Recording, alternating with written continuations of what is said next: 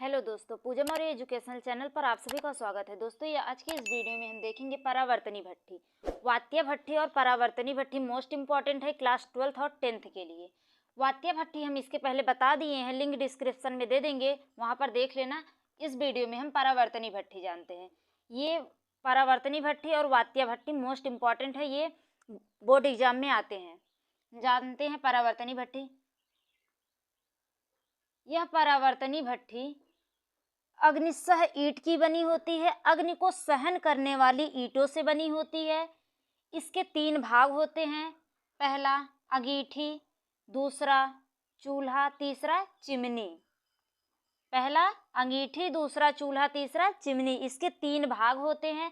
यहाँ पर इस अंगीठी में यहाँ पे ईंधन को जलाया जाता है और यहाँ से वायु को प्रवाहित किया जाता है। यहाँ पर अयस्क होता है, जो मतलब चार्ज होता है घान, जिसे हम गर्म करते हैं। यहाँ पर ऐसी चीज़ों को रखा जाता है जिसे हम गर्म करते हैं। इस अग्नि का सीधा संपर्क इससे नहीं होता है। अग्नि से इसका सीधे संपर्क नहीं होता, इसलिए यहाँ पर एक दीवार बनी होती है जिससे इसकी जो अग्नि निकलती है सीधा इससे संपर्क ना हो, इसलिए यह दीवार बनी होती है। अब हम समझ लेते हैं।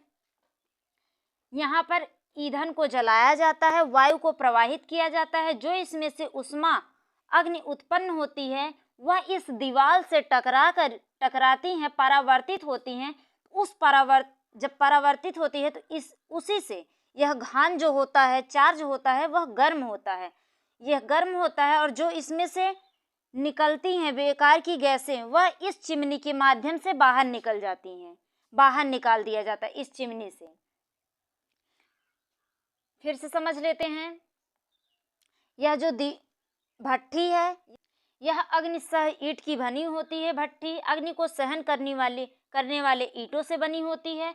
इसके 3 भाग होते हैं। पहला अंगीठी, दूसरा चूल्हा, तीसरा चिमनी। यहाँ पर अयस्क को रखा जाता है, चार्ज घान, जिसे हम गर्म करते हैं।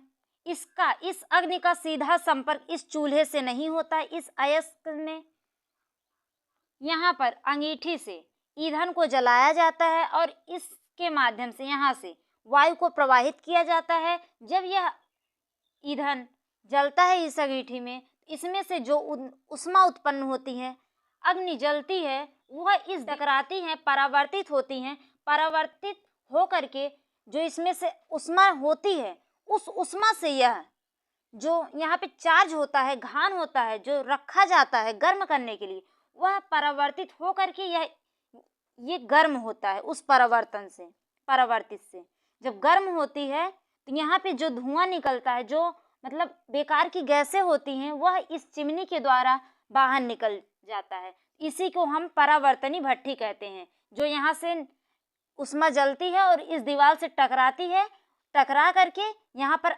रखा हुआ अयस्क गर्म होता है, उसी को हम परावर्तन कहते हैं। परावर्तनी भट्ठी।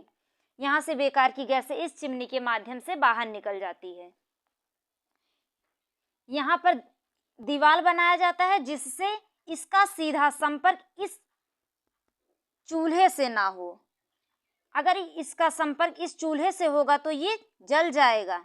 और केवल ये अयस्क, यहाँ पर वही अयस्क रखा जाता है जिसे हम यहाँ पे केवल गर्म करते हैं, ना कि जलाया जाता है। यहाँ पर केवल हम उसी अयस्क को रखते हैं जो केवल गर्म किया जाता है। इसलिए यहाँ पर एक दीवार बना होता है अग्निसह ईंट से, जो अग्नि को सहन करने वाली ईंट होती है, इसलिए यहाँ पर दीवार बना होता है जिससे यहाँ पर अग्नि जले और इसका सीधा संपर्क इस चूल्हे से ना हो। यहाँ से दीवार से टकराएगी, यहाँ पर जो उष्मा होती है इस दीवार से टकराएगी तो परावर्तन होगा।